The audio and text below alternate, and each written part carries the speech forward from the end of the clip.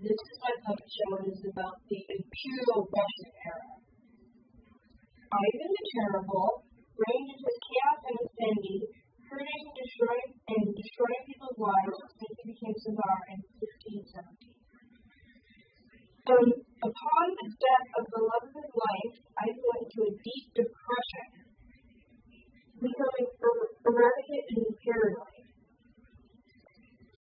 He suspected that she had been poisoned by the warriors. He murdered and tortured several of them as his paranoia deepened and the people suffered in bloodshed and fear. Ivan leaves Moscow suddenly and threatens to leave the throne. Leaderless Muscovites plead for him to come back. Please come back, Tsar. He agreed. But fine, but on my conditions. And the conditions were that he was granted all the power for the regions around Moscow and have the right to steal from or murder traitors. Ivan, in a fit of rage, beats his pregnant daughter-in-law, which caused her to have a miscarriage. He then argues with his son in a rageful, lost-tempered blow to his son, and he puts him in a coma, which kills him, leaving no heir to the throne.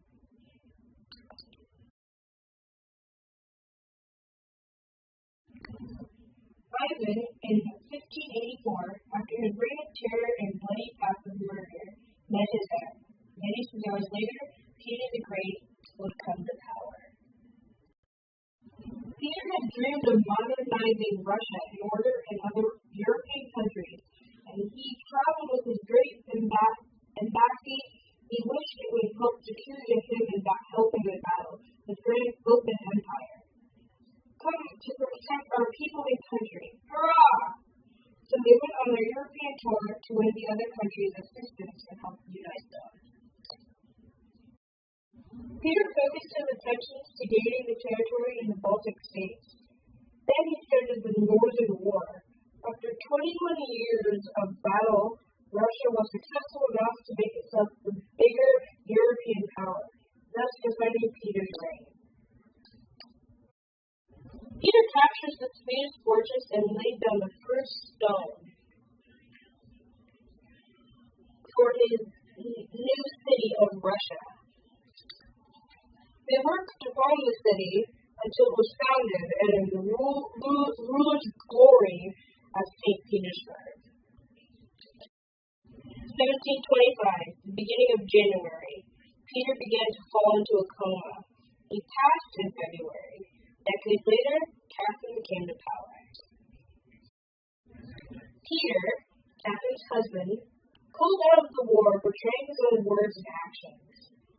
Peter, angered by his wife, was preparing to get rid of her. Catherine, on the other hand, had the support of the army and the people.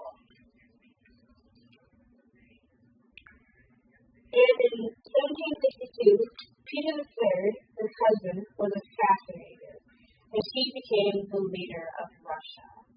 I am now the leader of Russia. Hurrah!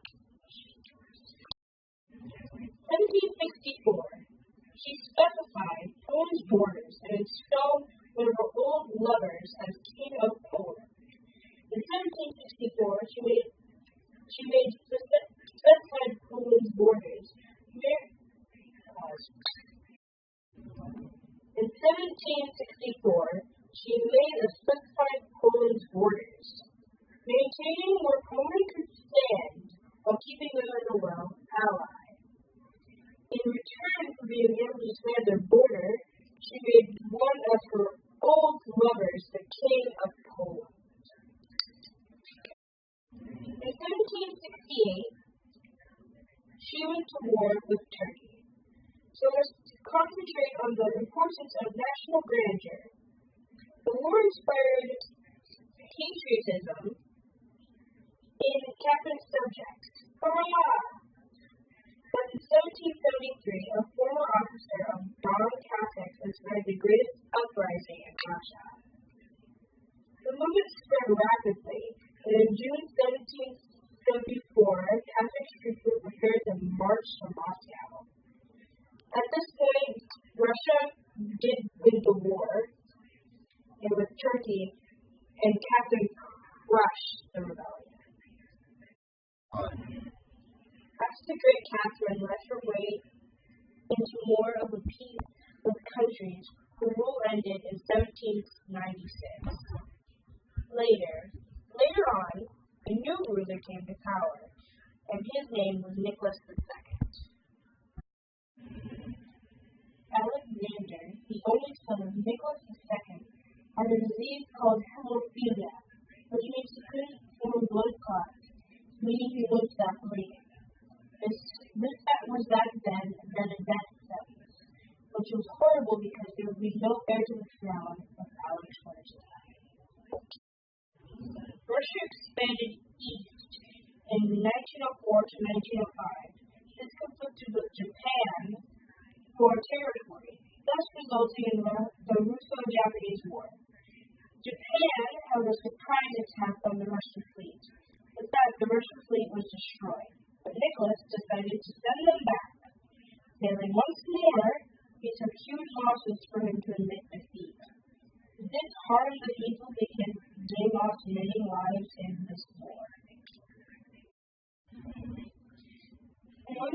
120,000 workers marched peacefully in protest to ask help for their king. Nicholas, who got there, and his ministers bring troops. The troops opened fire on the crowd, slaughtering many, and this is why it is called Bloody Sunday. They ruined people's relationships completely with their king. And finally, in 1918, the whole family and Nicholas II was slaughtered in their steakhouse by the Bolsheviks, ending the Imperial Russian era.